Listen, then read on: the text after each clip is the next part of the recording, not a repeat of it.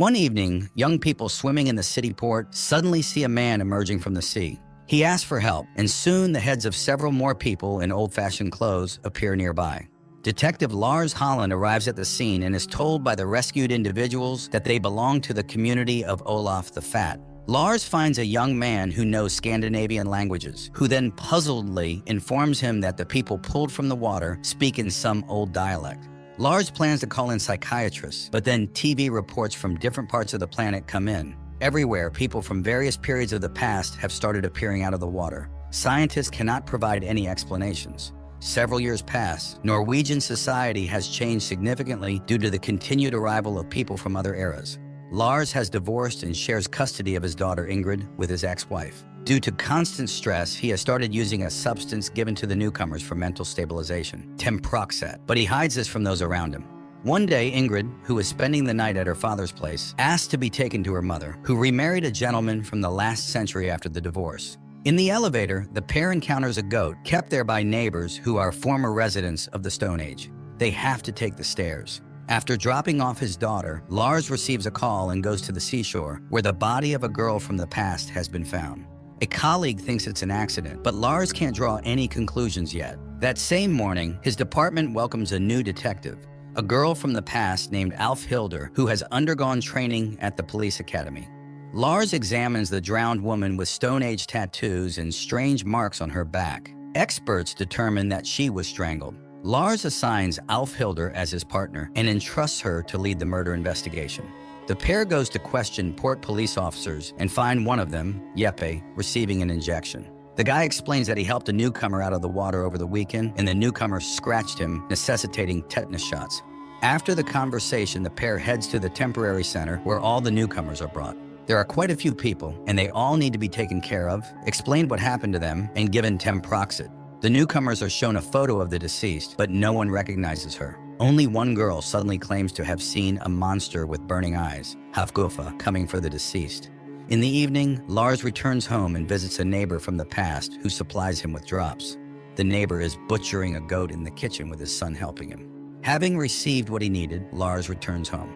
The next day, Alf Hilde reports about the monster at the department meeting, causing the policeman to laugh. However, Lars notices that the description of Hafgufa almost entirely matches that of a fishing trawl net. Alf Hilder suddenly sees a photo of a man in a nearby cafe on social media and goes there. She finds him in the restroom and reminds him of a very unpleasant encounter with him 1,007 years ago. The man laughs at her, and Alf Hilder attacks him. Lars, who followed the woman, hears the screams from the restroom. The battered man escapes, not wanting to deal with the police. Lars accuses his partner of overstepping, and she then admits she knows the effects of temproxat well. So if he reports her, she won't keep silent either. Lars backs down and drives her to the trailer where she lives. From this point on, the partners find common ground. That same night, two men use a net to catch a young girl from the past in the bay. The action shifts to 1031 AD. The warrior maiden Alfhilder arrives at a gathering of huts, searching for her commander, Thorir the dog, the killer of Olaf the Fat. A seer tells her that a red-haired girl was already looking for him, and Thorir himself is in a place where cities shine with thousands of lights. In the present, Lars saves his wild neighbor from bandit attacks and heads to the station. He tells Alfhilder about his trawl net idea and asks her to look for those who purchase such nets. She finds a mention of a security agency called Cro-Magnon. Meanwhile, several wild-looking people are hunting in the suburban forest. A completely naked man catches a hare and heads to a house, revealing that Navin, a long-adapted modern-day caveman, is married to the mansion's owner. Later, two employees of the Cro-Magnon security agency come to him and inform him that the police are asking about the incident. He orders them to gather all the captured women from the brothels where they were sold. At the station, Alfhilder learns about a woman detained by the police who turns out to be her older sister. Despite their strained relationship, she helps Erd. Lars's neighbors come to thank him for saving their father. It turns out that their mother and wife were with them, but they lost her at sea. That evening, Alfhilder and Erd celebrate their reunion and suddenly see a Cro-Magnon van stopping near a brothel. She photographs both workers and tells her colleagues the next morning about her suspicion of the security agency's involvement in human trafficking. Lars reveals that the Cro-Magnon employees are from prehistoric times, but the van is registered to a modern guy named Getty. They start surveillance. The police find their ship and then the place where the women are held. They attack the guards, neutralize them, and take the women to the city. Jeppe, meeting them at the pier, expresses his admiration and asks Alfhilder out. She agrees. Lars notices one of the women has a tattoo similar to his neighbor's. Later, he interrogates Gady, but he denies everything. That same day, Lars asks his neighbor and son to come to the station. He brings the pair to the found woman, tearfully watching the family reunion. At night, he and Alfhilder review footage from cameras on the shore and find a video of the deceased woman entering the water 4 hours before her murder. But how could she have been there long before the transition?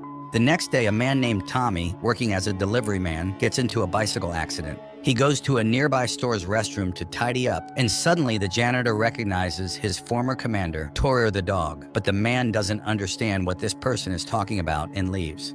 Meanwhile, an expert informs Lars and Alfhilder that the drowned woman is not from the past, though she tried to portray it. The detectives head to the center for those displaced from the past, and while they question the director, his employee Ada secretly copies the contents of their laptops. Later, the police decide to detain the nightclub director, who used the services of captive women, but he flatly refuses to talk about Navin's role in their business. After the interrogation, Alfhilder is about to put her gun in a storage locker and accidentally shoots Lars in the leg. Meanwhile, Erd learns from a familiar Viking about his encounter with Torir the dog. Ingrid and her friend Maddie find Lars's temproxate, and Maddie secretly steals one vial. That same day, Erd informs Alfhilder about Torir the dog. They find his address and learn that the man is married and has a young daughter. The warrior women track him down and go to his home, but the man doesn't recognize them as he has completely forgotten his past upon transitioning and doesn't remember the Old Norse language. The next morning, technicians confirm a weapon malfunction, and Alfhilder is cleared to continue her duties. She finds a man fitting the description named Navin, and the pair goes to his house, but he denies everything despite the evidence. After the police leave, Navin notices Ada spying on his house, who admits she knows the drowned woman and invites him to a meeting. Meanwhile, Erd tries again to remind Torir of who he is, but the man drives off. The warrior woman notices that he's being followed and informs her sister. As they try to find out who is tracking their commander, he is attacked by followers of Olaf the Fat, whom he killed in the past. Under the influence of fear, Torir begins to recall fragments of his battles and fends off the attackers. Afterward, he approaches the warrior women and asks them to tell him about Torir the dog. Sometime later, a stylist comes to the police and reports that he did the drowned woman's tattoos and removed all signs of her modern origin. Additionally, a man named Navin was interested in her. During a hunt, a Cro-Magnon man dies, shot by a drone. The next morning, Ingrid and her friends try to simulate a time migration, with Maddie taking temproxate and jumping into the water while her friends film her. Suddenly, the girl disappears in a flash of light and soon reappears surrounded by Vikings. Ingrid jumps into the water to help Maddie while the friends call for help. Lars and Alfhilder examine Navin's body, but it becomes clear that the guy was not killed there and had crawled quite a distance before dying. Lars receives a message about an incident with Ingrid and goes to the transit camp where the girls were isolated due to contact with time migrants. Both are found to have temproxate in their blood. Meanwhile, Alfhilder insists on an immediate search of the forest. However, the police are skeptical. It's already evening, and it looks like it will rain soon.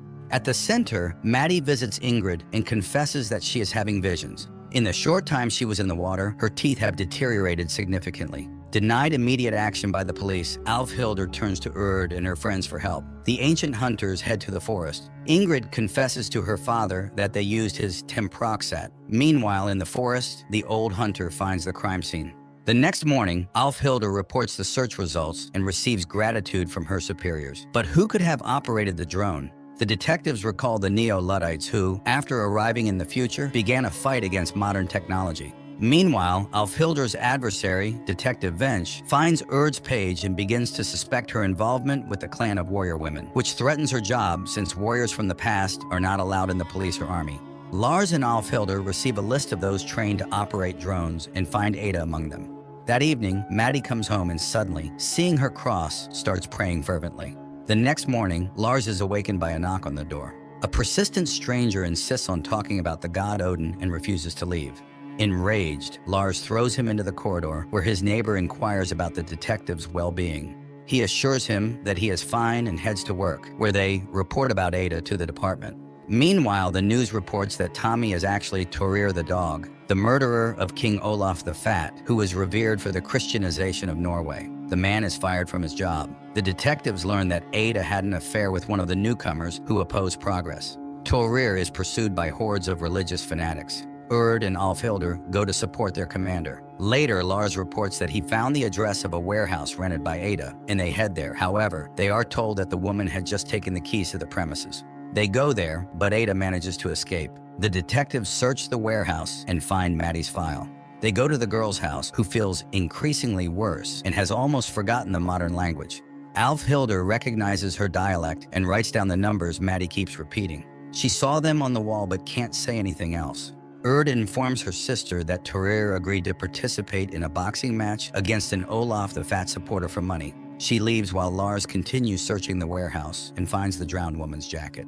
Ada seeks refuge with her former Luddite lover. Meanwhile, the fight between the Olaf supporter and Torir begins. Lars finds a piece of paper with numbers written on it. In the ring, the warrior women realize their commander is fighting at half strength and remind him of a past victory. An almost defeated Torir remembers it, stands up, and wins. That same day, Lars learns that Temproxat was found in Alfhilder's car. He confesses to his superior that the drug belongs to him and steps down from his duties. Alfhilder agrees to a date with Jeppe. That evening, Lars returns home to find the morning man there. The man reminds him that he was the first to be rescued from the past by the detective. He adds a couple of digits to the sequence found by Lars, and he immediately understands that these are the coordinates of the time rift, and all the found women are connected to it.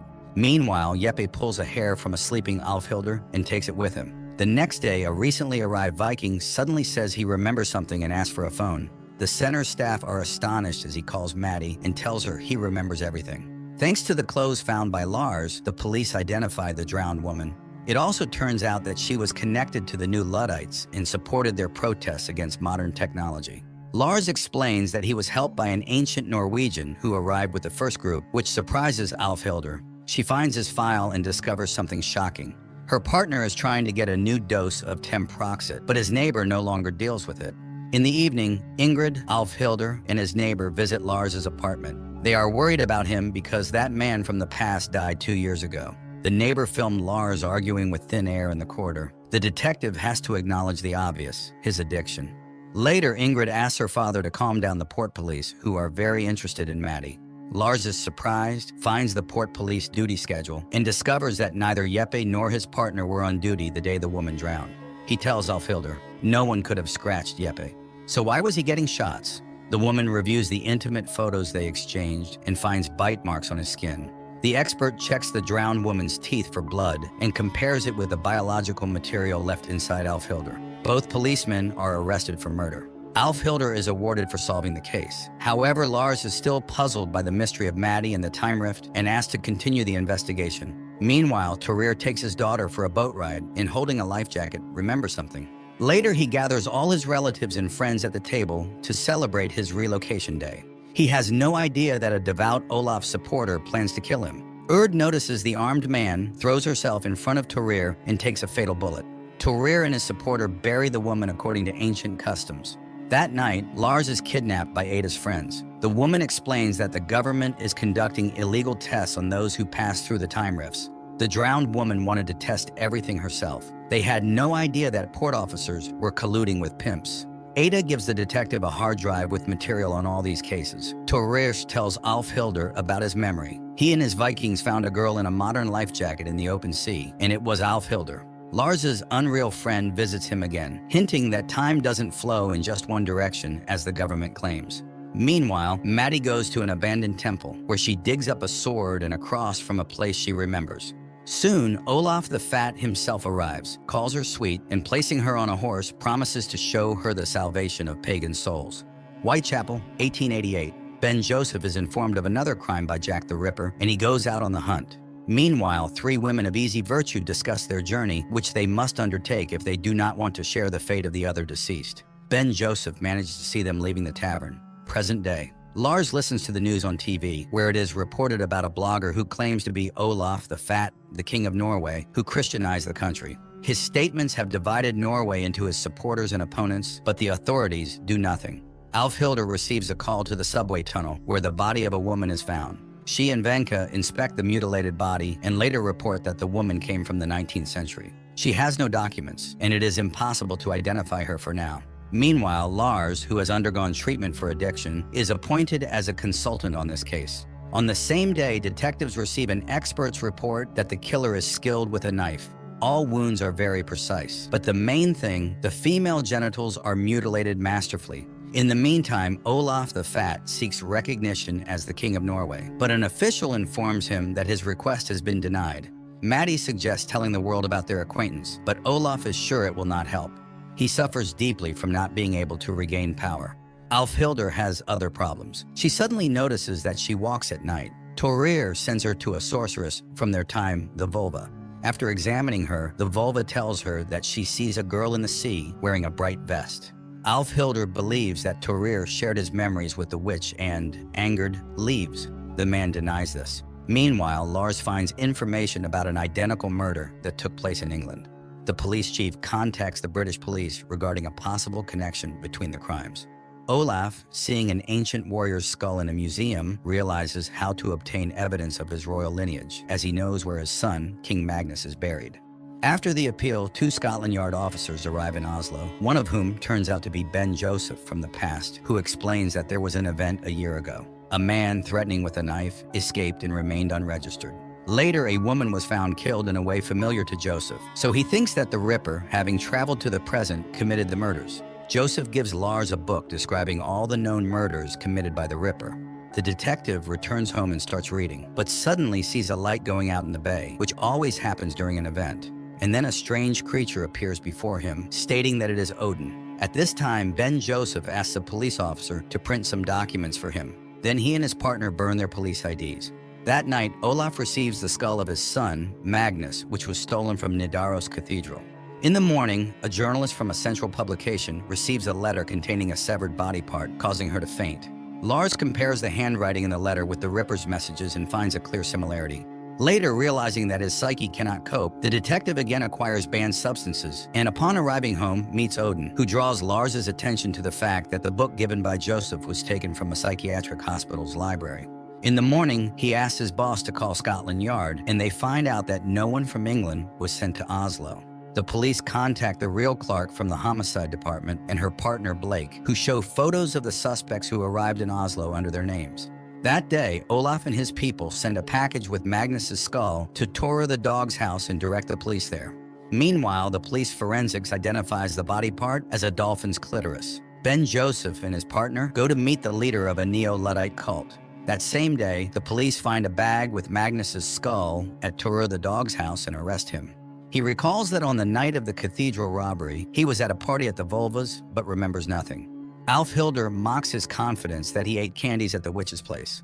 In the evening, Ingrid informs her parents about her pregnancy from a random guy. Alfhildur goes to the Vulva, who admits she was in the Viking village when they brought a girl found in the sea wearing a vest. Lars finds information about Ben Joseph.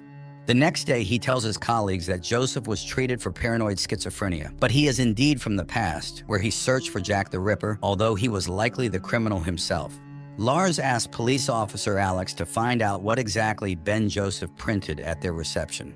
He finds copies of documents about 3 women from 19th century England who arrived in the present and sends a report to Blake, informing him that Ben Joseph now also knows the girls' names and deletes the files. That night, the Vulva meets Olaf the Fat and informs him that her prophecy about a creature traveling through time was likely wrong and pertains not to Maddie, but to Alfhildur.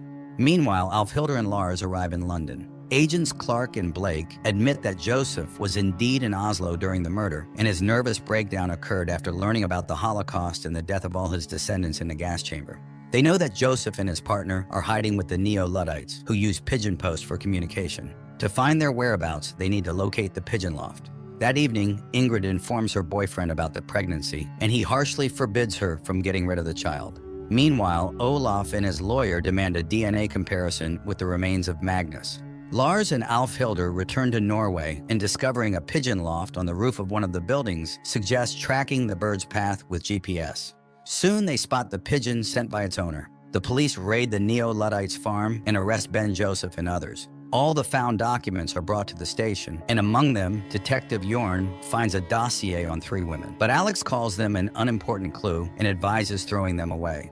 However, Jorn scans and saves them. The lawyer informs Olaf that his appeal has been accepted. Joseph agrees to talk only to Lars. That night, Odin advises Lars to use temproxate, which enhances his mental clarity. The next day, Thorir is released, but the charges are still not dropped. The man tells Alfhildur that he suspects Olaf in everything. At that time, Olaf addresses his followers, promising that God's plan will soon become evident and he will return to the throne. Meanwhile, Alfhildur, concerned about her sleepwalking, visits a clinic. Lars interrogates Joseph, who informs him that the book he gave contains answers to the dead girl's mysteries. At the same time, doctors are amazed at the results of Alfhildur's brain scan. Alex finds an elderly man on the metro station surveillance cameras, known in the UK as theoretical physicist John Roberts. He also turns out to be the author of a book on Jack the Ripper. That same day, John Roberts visits the fortune teller, who recently saw the 19th century woman, kills her, and takes her phone. Later, the police report that Ben Joseph is being sent back to his homeland, where he will be tried. Lars and Alfhildur unofficially interrogate the man, and he confidently confirms that John is Jack the Ripper. However, the scientist is a person from the present. Although everyone is convinced that time travel is impossible, it is not. For violating the rules, the partners are removed from the case and assigned to find the missing fortune teller. Later, Alfhildur visits a doctor who explains that the part of the brain resembling a seahorse, called the hippocampus, is enlarged in her. It is responsible for memory, time perception, and sleep. However, Alfhildur categorically refuses to participate in the research. The next morning, Alfhildur suddenly notices how heightened all her senses and perceptions are. Later, the detectives take on the fortune teller's case and find her body in a dumpster. They also find out that before her death, the woman tried to contact one of the 3 women who arrived from the 19th century. It turns out they were not registered because they belonged to another state. Meanwhile, John hacks the fortune teller's phone, calls the second woman named Emma, and arranges a meeting. That evening, the vulva comes to Olaf and convinces him to get rid of Maddie, as he needs another woman to return to power. Meanwhile, the police receive a report that the victim's phone is active. The detectives get permission for a raid and head to the phone's location. However, John arrives there first, and the police find the second dead girl. Later, in one of the churches, Olaf the Fat baptizes children, after which a young priest secretly pours holy water from the font into a bottle and takes it to the third woman from the past, Nessie. At this time, Alfhildur watches a video in which John lectures about the paradoxes of time travel. Later, she confesses to Lars that she suddenly became much smarter. The detectives arrive at the temporary detention center for newcomers, and its director recalls that the professor from the British University was interested in the 3 English women. Meanwhile, John finds Nessie in one of the boarding houses. She behaves bravely, confident that she can crush him with God's help.